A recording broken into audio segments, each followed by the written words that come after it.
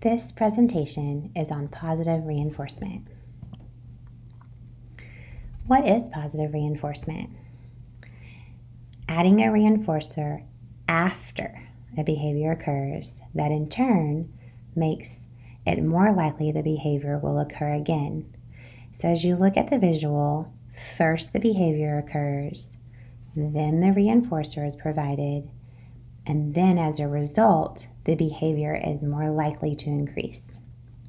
Sometimes we reinforce behaviors that we don't actually want to continue to increase. We'll talk about that more.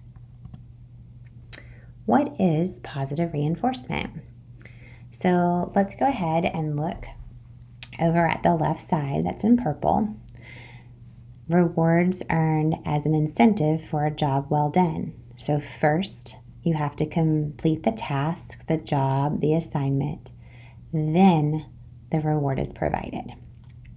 The example says, when you complete your chores, that's the behavior, then you can play a game. So we want to make sure that we're doing the behavior first and rewarded secondly. Creates lasting positive change on behavior. It's not a one-time thing. It's going to keep happening over and over again. So we want to make sure that the student is understanding that it's paired with something positive. When I listen to my parents, then something good happens. When I'm done what I've been told to do, then a reward will occur. It's really important that it's planned ahead of time and delivered with praise. So how would you do this? You need to state to your child exactly what your expectation is. So say you're going to run an errand. We're going to be going to the grocery store. What I would like for you to do when we're at the grocery store is for you to help me shop and find certain items. It's really always good to have a task. And then say what exactly is going to happen afterwards. Maybe you get to put all of the groceries on the conveyor belt. Maybe you get to help carry something, whatever is motivating or reinforcing to that child. It's really important that you have clear expectations ahead of time so they know what to expect. Most students really like to have a job and to be participating. They're contributing. I say that a lot, like, how are you going to help our family? And then a lot of times the reinforcer is bragging to everyone, look how great you did. You helped everyone in our family, calling people, really sharing whatever reinforces that student. It's also important to note that the adult is always in control. They decide if and when that reward has been earned. If you ask your child, go clean your room, and you go in and it looks not so great, then they don't get a reward. You need to set those parameters and say exactly what needs to be met. So if it's just, I would like all of your dirty clothes to be put in the dirty clothes hamper or put it in the washing machine, and that's the first step. And so sometimes you will have to break things down. I want all of the toys in the toy box, or I want all of the toys on this shelf. So make it very specific so they know. Cleaning your room is a big job. Breaking it down into tasks should really help.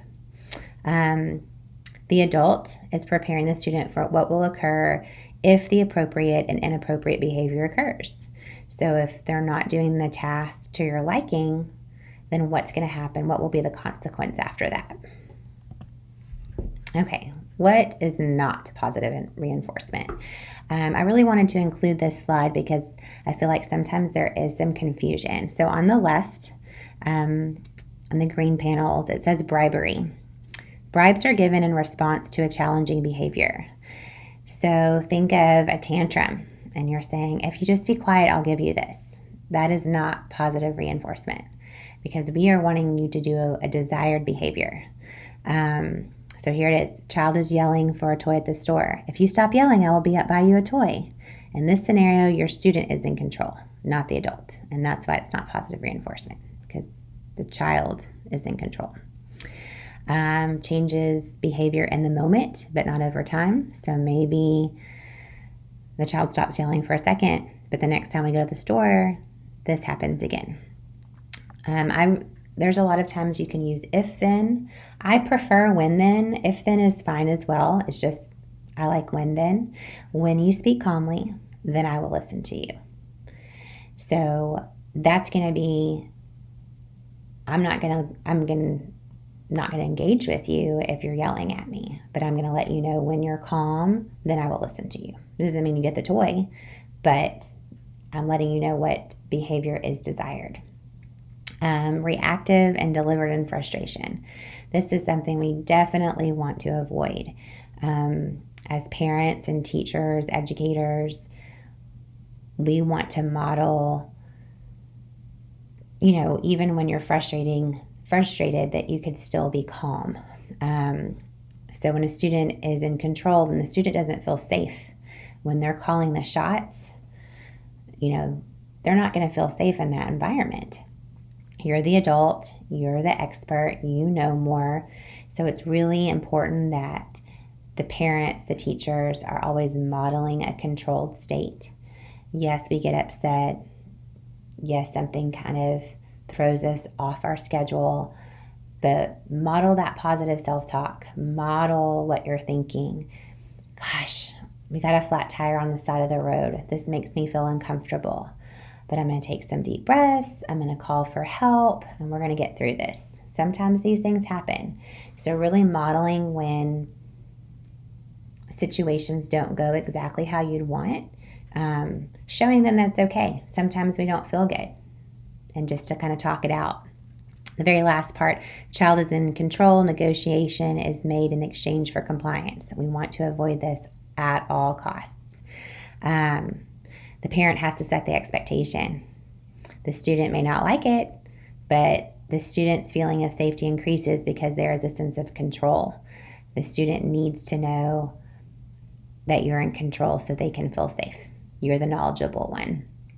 I always think of it in a situation with, I'm on an airplane and the pilot knows what they're doing. I don't know how to fly a plane. I don't know anything about planes. But when there's turbulence and maybe the lights flicker, I like when the pilot comes on and says, everyone, we're hitting a bit of patchy weather. We should be through it in about 15 minutes. Keep your seatbelts fastened. Okay?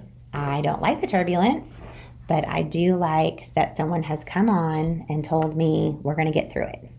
So be that pilot. Let them know everything is going to be okay. You're going to go through a rough patch, and then things will get better. All right, so here's some examples and non-examples. The child is engaging in a preferred activity, screen time of any kind. Parent requests child to come and eat. Child ignores the request. Parent provides when-then statement. When you come to eat within 1 minute, then you will get dessert with your meal. I really like that there's a time frame on it. I don't like when you have to tell your child 7 times to come and eat, come and eat, come and eat. What happens is you're reinforcing that the first 6 times didn't really count. So when you start repeating yourself, then your child's going to say, oh, well, mom only said it 3 times. Usually she doesn't get upset till like the 6th time. Or dad said it 2 times. He'll probably say it 5 more. So set that time limit.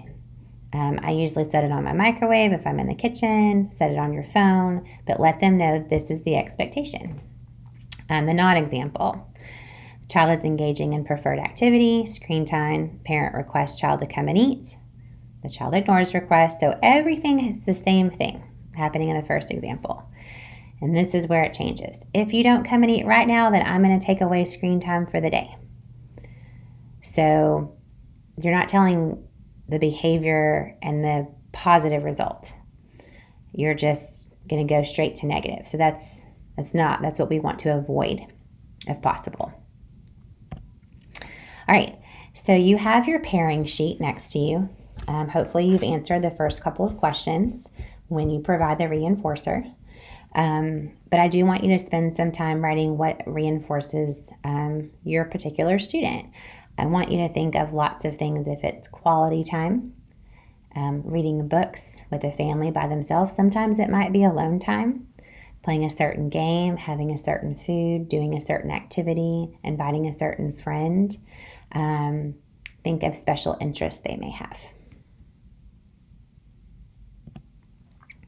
All right, why should I use positive reinforcement? Well, because it reinforces what the child is doing right rather than what the child is doing wrong. It increases the likelihood that the behavior will be repeated. And I kind of talked about this earlier. Sometimes we are positively reinforcing behaviors that we don't want to see reinforced. So let's say that we're in the grocery store again and we want that special chocolate and they've been told no and now they're screaming and you finally give in. And the next time you do it, they scream. The first time they scream for 1 minute, now we're at 5 minutes. Their behavior is just going to go longer and longer, and then you give in. And so you're reinforcing that as the longer they scream, then you'll give in. So you've got to break that cycle. How do you break that cycle? You go in to the grocery store, if this is something they typically do. You stayed up front. You're not going to get a special chocolate treat. I will be proud of you if you behave well. No matter what you do, you're not getting it. Be very clear. Can they still cry? Absolutely. But you have to not give in. And after you keep not giving in, then that is what's going to say, oh, they're really not going to give. I need to stop. But they're going to ramp up and 10 minutes this time. And so you have to break that habit. Why does it work? Because children want the approval for who they are and what they do. If you're really focusing on the positive, the negative behaviors will decrease. And they want to please you. Yes, they really, really do. So it's important that you're really noticing those good things. How do I start? This is really important. I think this is one of the most important steps. You need to notice and observe. It's important to catch children doing the right thing. Any little bitty thing you need to find, thank you for doing this. So I gave an example, be specific. I noticed you listened to me the first time. You were being so kind and respectful. Thank you. I noticed you help your sister. Notice it. Recognize the good things. Be consistent. It works best when it occurs frequently. It says daily on the slide. I would do it multiple times a day. Really notice everything that you're doing that reinforces and tells your child something good. Because then they're going to get used to, oh, Mom noticed that. Dad noticed that. Grandma noticed that. She likes that, and I need to do more of that. But you have to really recognize it. All right, so now I want you to say what your child does well. And I really need you to think of all the different ways, what their strengths are, whether it's physical activities, if they're artistic, if they're wonderful writers, if they're wonderful helpers, if they think of others, if they're emotionally in tune to other people. Can they anticipate your needs? Do they value quiet time? So spend some time. If you need to pause it, go ahead and write every single thing that your child does well. All right, tone of voice and body language matter. I can't stress this enough. It really matters more of how you say something than what you say.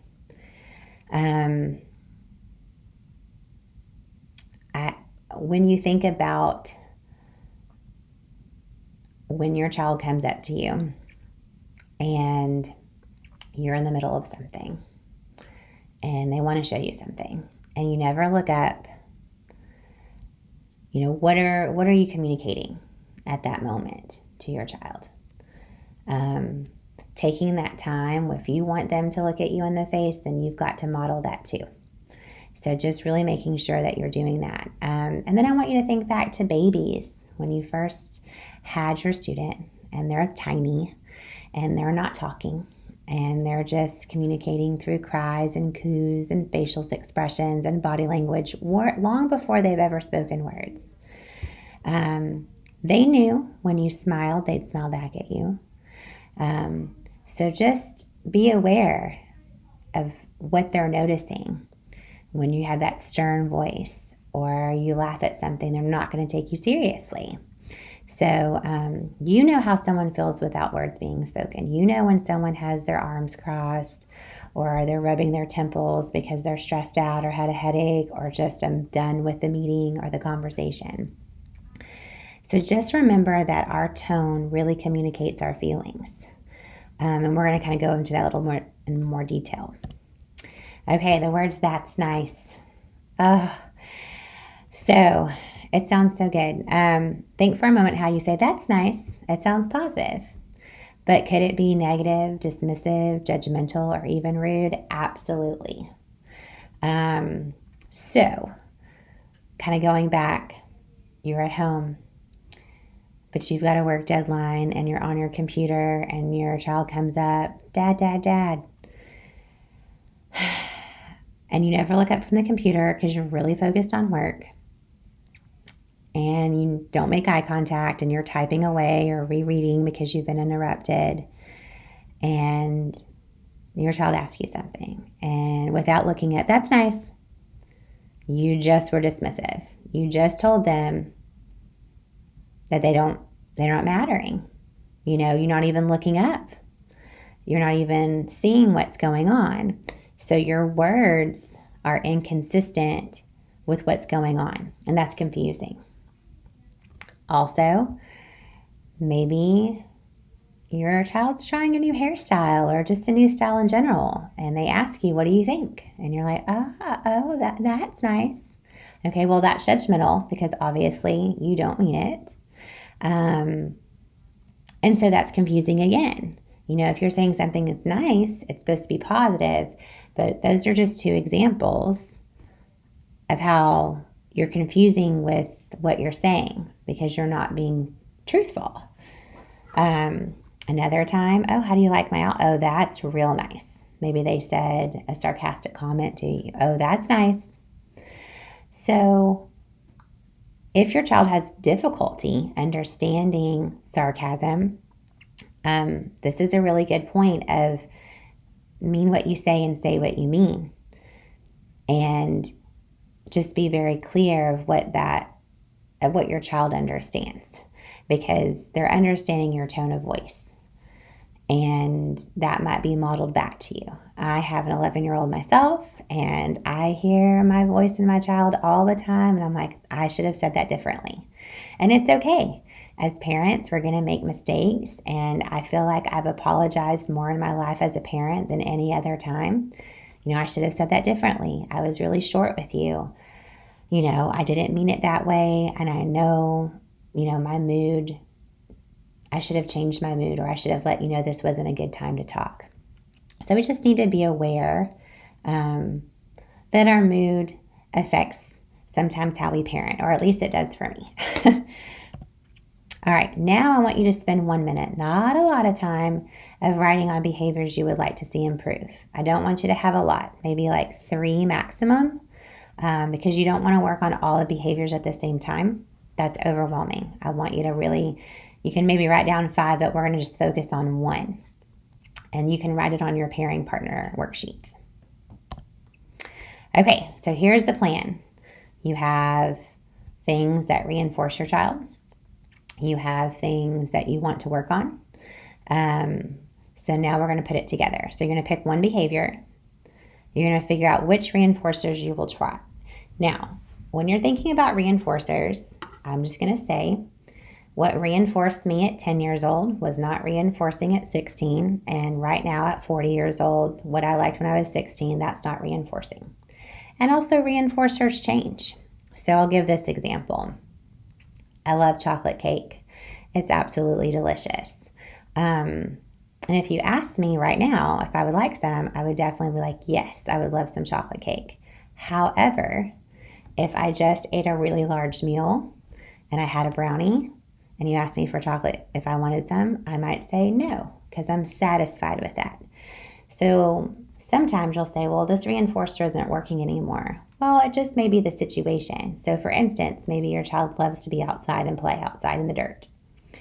But if they spent all afternoon playing outside and it's really hot, it may not be that reinforcing for them. It still may be, just depending on your child.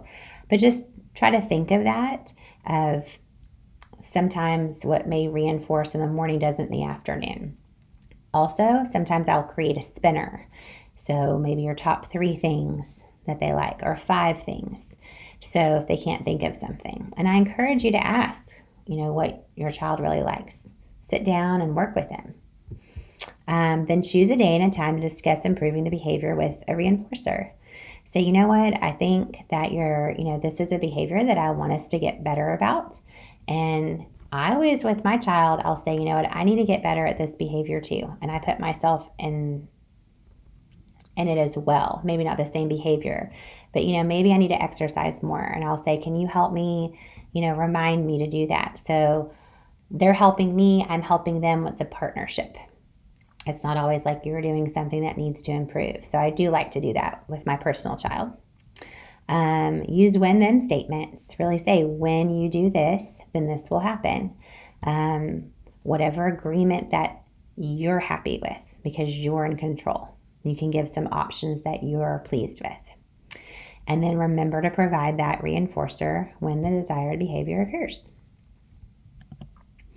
All right, I hope you found this very helpful.